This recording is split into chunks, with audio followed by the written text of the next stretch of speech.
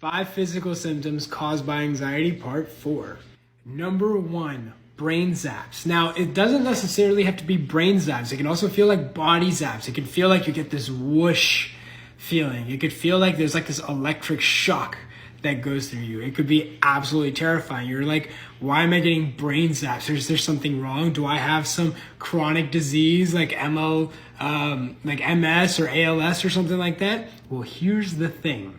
Anxiety affects the nervous system. And what that means is that your nervous system becomes more hyperstimulated, meaning you're in this fight or flight response. And because this autonomic nervous system is hyperstimulated, you may experience a lot of zaps. Now, all these things are just part of anxiety. Once you fix the anxiety, once you deal with the chronic stress, the physical symptoms, the intrusive thoughts, once you learn how to respond, well, then this goes away. Number 2, if you're experiencing zaps, you may also experience muscle twitching. And this is also another very common symptom of anxiety. Essentially, it's the same principle. Your nervous system is on overdrive. And so because your nervous system is connected to your muscles, right? That's why you can bend your arm. That's why you can move around. Well, what it does is sometimes it fires extra and you can feel the twitching. Again, totally harmless. Once you focus on the anxiety, this all ends up going away.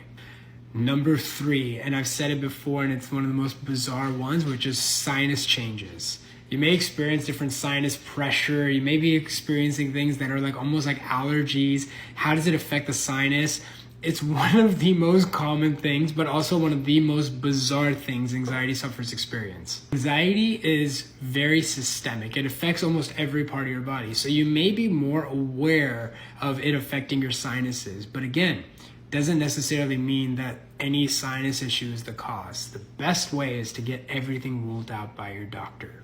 And then number 4, you can get the lump in the throat sensation, or you can experience feeling nauseous all the time. Now, there's 2 reasons for that. Well, the lump in the throat sensation has a lot to do with the muscles tightening up. And so what it could feel like there's something stuck in the back of your throat, like you're almost gonna choke. What happens if you eat and you choke on something?